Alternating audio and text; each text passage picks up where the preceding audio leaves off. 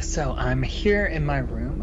I've got my computer on in front of me. I've got my microphone. There's a notepad open with some notes about my podcast. It's time to rewind. Looks like they're open to the fourth scene of Memento that starts in black and white at 6 minutes and 23 seconds, with Leonard reiterating how anonymous this room is, and ends at 6 minutes and 58 seconds, with Leonard reiterating how you need a system to make it work, while looking at a note taped to his thigh marked shave. Oh, hang on. Who is this? Bubba! It's Lisa Leaheey from Rabbit Hole Podcasts. I host a new podcast. It's a book club we've got. It's so great. It's called Pictures and Conversations. You must know who I am. Come on. Oh, of course, though. I do prefer to be called Bubbawheat. And who is this? Bubbawheat. I'll give you your full name. This is Jay.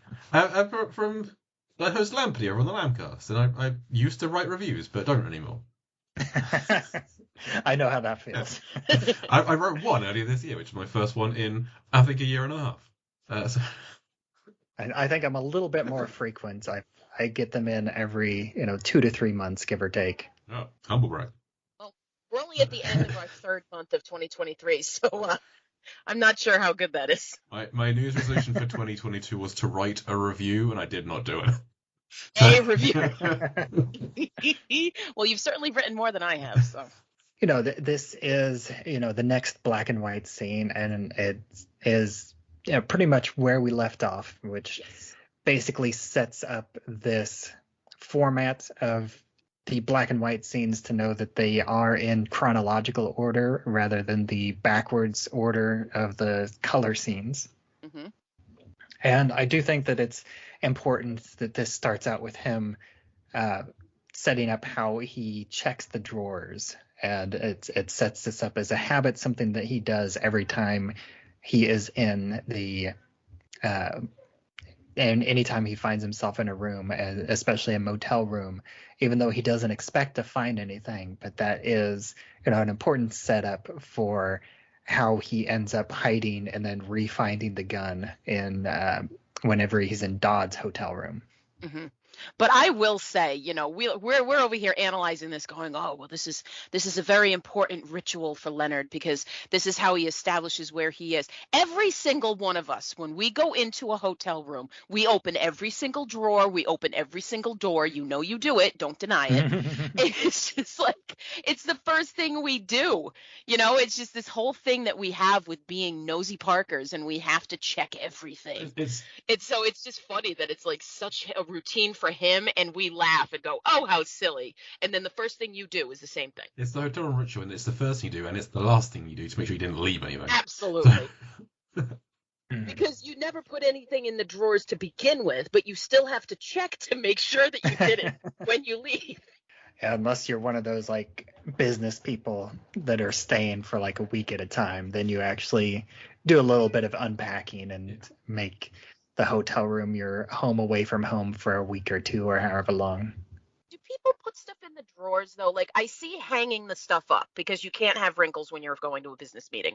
But I think it depends on the person. I know so. the last time that I did it, or like the only time that I spent like 2 weeks at a hotel room, I'm pretty sure that I did keep everything in my luggage, and I use the drawers. I've been in a hotel room for 2 weeks where I basically had to live out of the hotel room for 2 weeks. It was awful, and I definitely unpacked everything and made it like this is a room that I live in.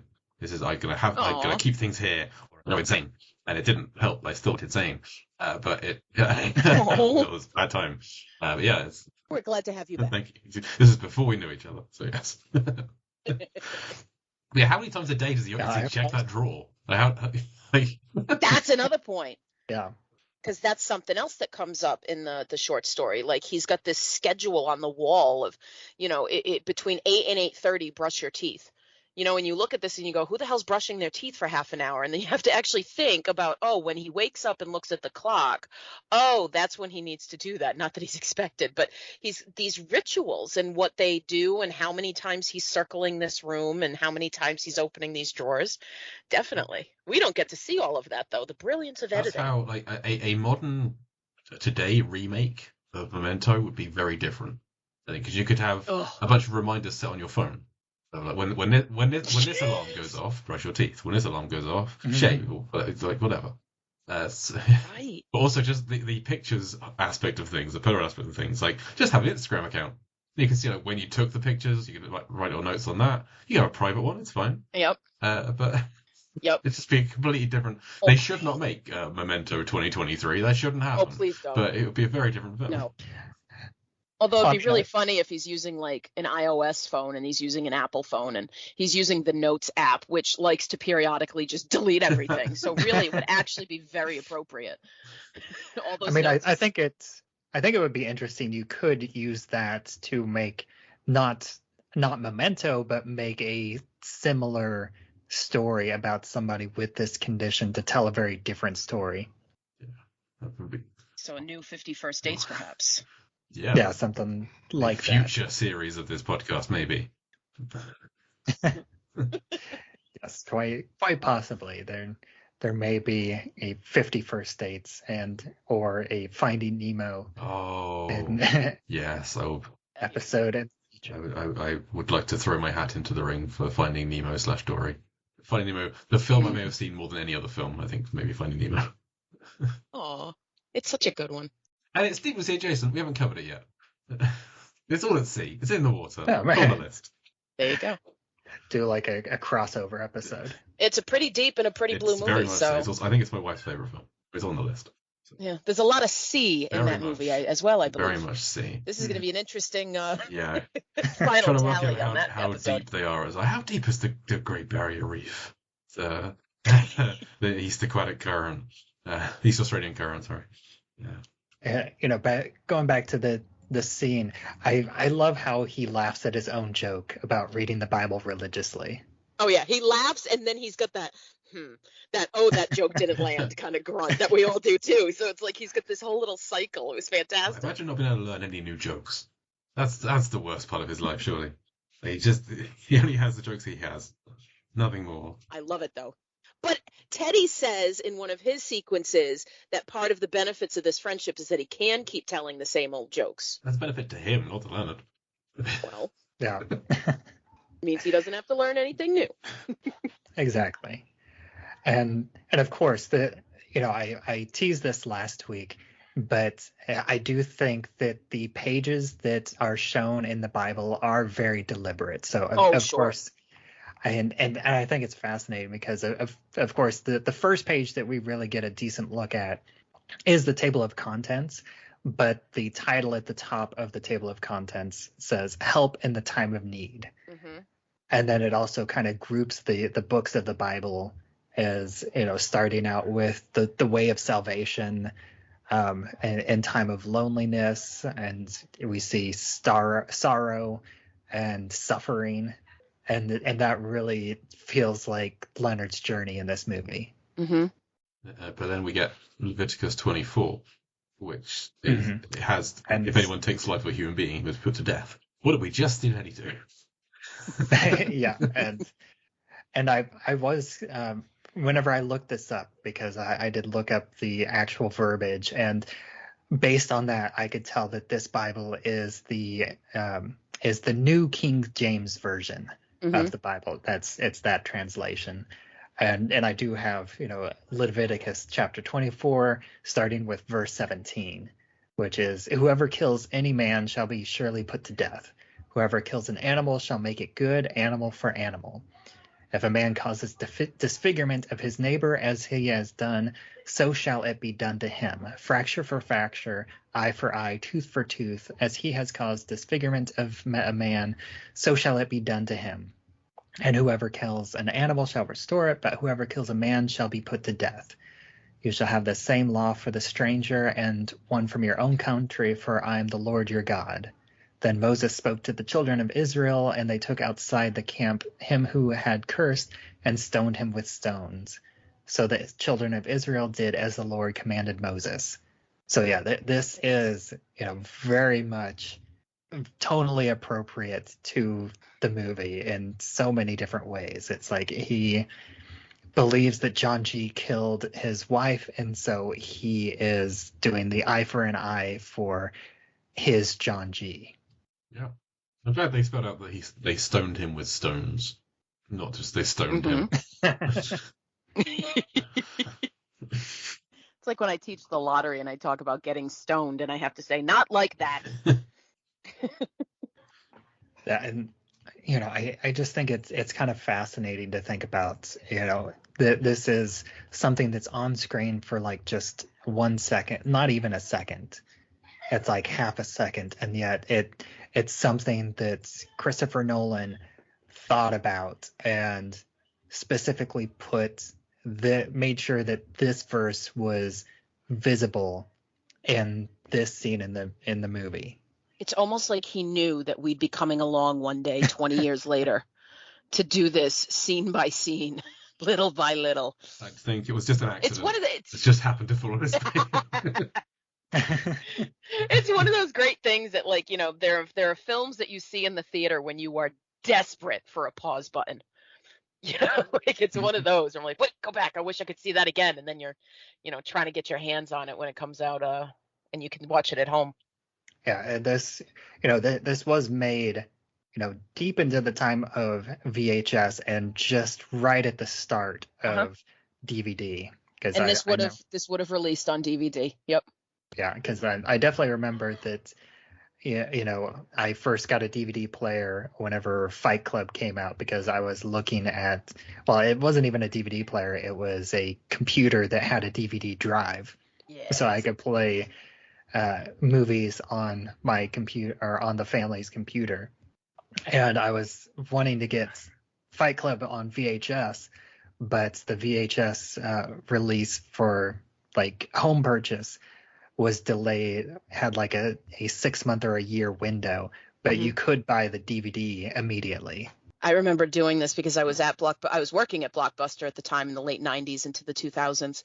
And I was tasked by my manager because this new format came out and all of the Blockbusters needed to get all these DVDs, and everything new was automatically going to be on DVD, but you had to furnish a favorites section.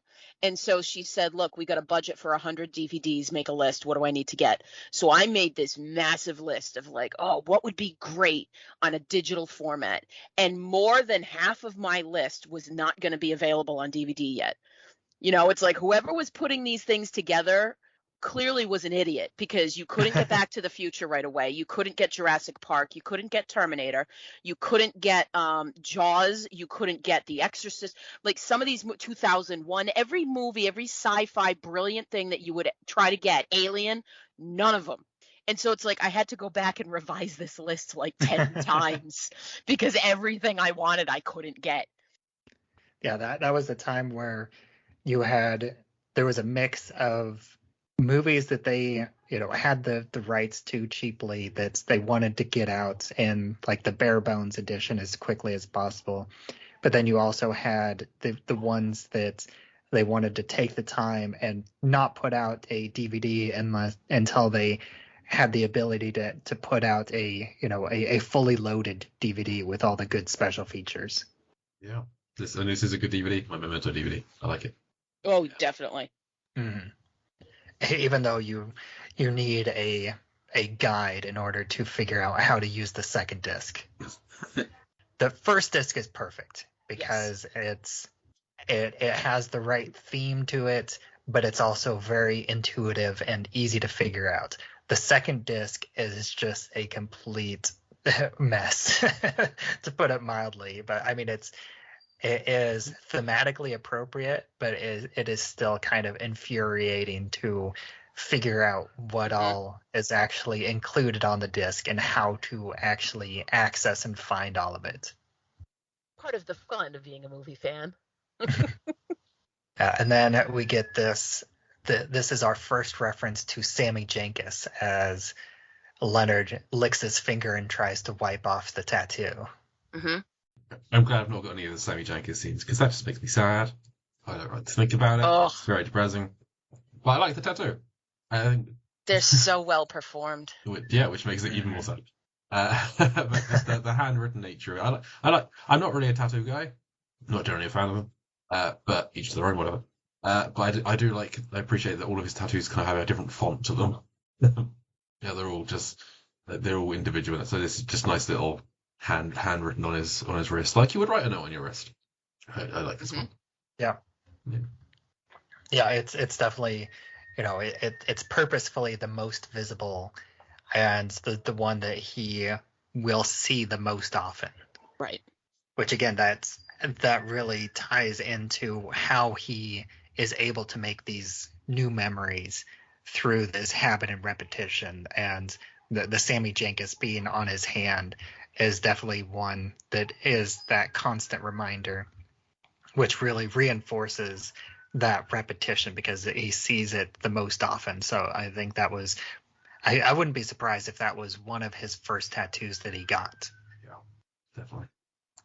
And of course, speaking of Sammy Jenkins, I believe that we either brought this up or we will bring this up on Monday's episode, but there is this, this ambiguity between whether or not Leonard and Sammy Jenkins is the same person, or at the very least, if their histories are interconnected and intermixed. And where do you fall on that spectrum?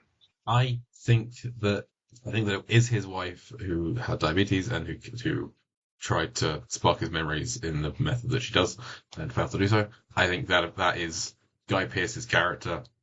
That happened to him. I think his tattoo should say, "Remember, you are Sammy Jenkins now." Like if it's, he didn't finish it. There's room. You could get that in there. So I think it's all him. Yeah.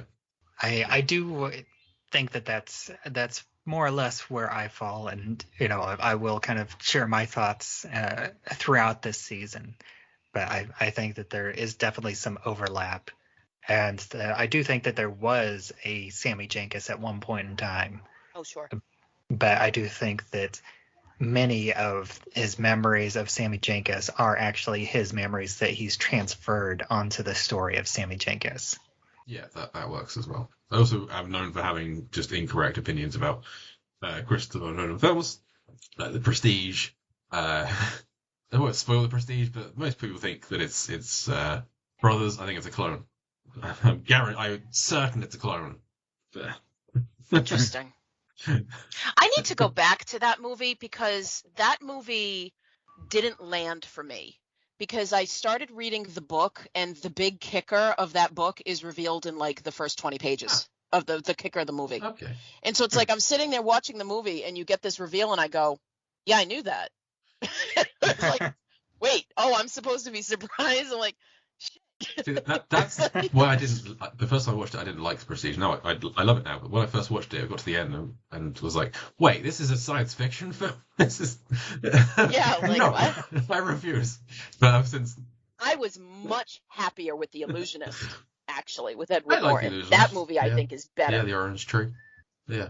But I do need to go back and watch The Prestige again. Although I don't care for Insomnia either. That is near the bottom of my Nolan list, definitely. Oh, that's God, you could put anybody in that movie and it would still be terrible. That's the film that I have gone back to the most because I don't remember this film. I know I've watched it a couple of times, but this is the irony. It must be good, right? Like that. Yeah, it sure as hell doesn't keep you up. Yeah. That Following and Dark Knight Rises are my kind of bottom three. And everything else is fantastic. Oh, I love Dark Knight Rises though. It's too easy to pick holes in it, I think. Oh, I love Bane though. I thought that was the superior superhero movie that summer. It's been a while since I revisited the trilogy, but the last time that I did, I appreciated Dark Knight Rises more. But it's one of those that it's entertaining to watch, but you really do have to stay in the moment with it, because the moment that you really start thinking about it, it's like you said, it is very easy to poke holes in a lot of things in that movie. Inception and Interstellar are two of my top 10 films. I love them both so much. Lisa clearly agrees with me. Inception is so good. Yes. Sorry, I generally thought you were like, ugh. No, I love Inception so much. And I got 20 minutes into that movie, and I'm like, how do I teach this? I need to teach this. I got the special edition case I think it was from the UK. Like, I had to special order it in order to get the little special case with the little top and everything. Nice. Oh, adore that movie. One of my favorite scores of all time, too. Absolutely. All right. Well, I do think that kind of wraps up our time here on this episode. Was there anything else? Fun. I always got to bring it back to Memento. See, you've learned. You have to roll me back in here. Get over here. Yeah. Is there anything else that either of you want to talk about this scene, or Jay? I mean, I know we have you back here for Monday, but this is your last time.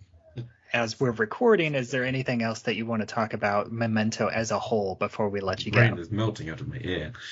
So there's just a couple of scenes that I'm looking forward to talk about. The missing pens scene, I just love that, and the "Am I chasing him? Wait, no, he's chasing me" is just a wonderful scene. just when you're toying with the idea of like, this guy keeps his memory is leaking out of his head. So like mid chase sequence, you wouldn't know what's going on. I was like, yeah, it's fantastic, perfect, yes. Beautiful. That was when Bubbawheat was first putting all of this together with Eric and me, and he was like, well, do you guys have a preference? Who wants to co-host the black and white? Who wants to co-host the color? And I'll tell you, that's the scene that I was like, oh, I don't know if I can give this one up. It's my favorite. But yeah. I also want to mention that there's a moment here when he looks out the window and he spots across the way, which is essentially like across a big courtyard because you can see a tree, is room 304. Yeah.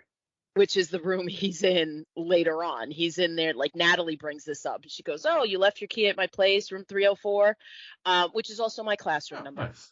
So every time it comes up, I make that joke. So I show this movie twice a year because I have 2 classes. And every time she says 304, I'm like, good room number. So I use the same stupid jokes every time I show this film.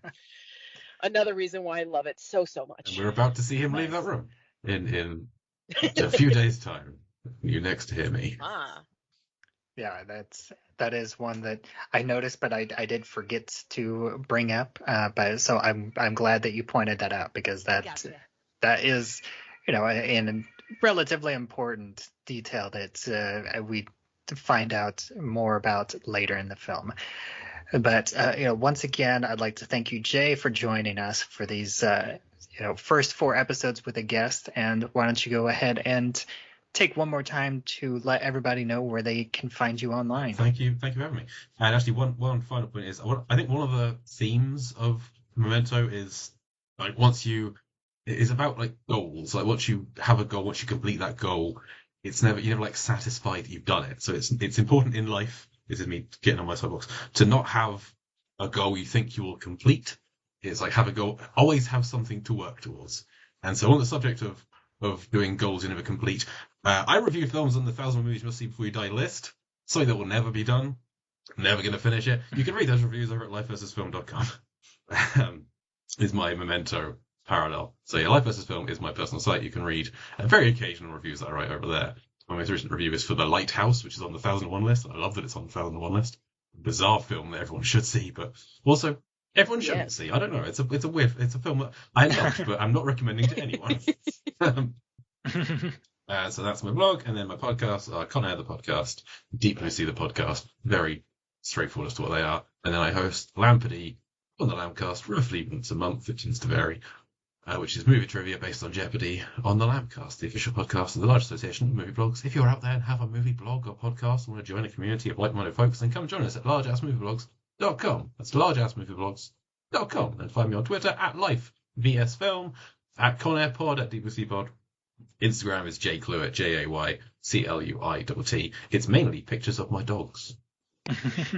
I gotta say, you gotta check out these Lampardy episodes. They're always super fun, and I think I need to clip you counting down on a timer when you do the do-do-do sign, and I feel like that, needs to be your calling card. That do-do-do noise that you make is hilarious every time. You've both been guests. Lisa actually made it to the final in 2021. I was second place. I was a runner-up. You did incredibly well for the whole year. And Bubba did less well, but he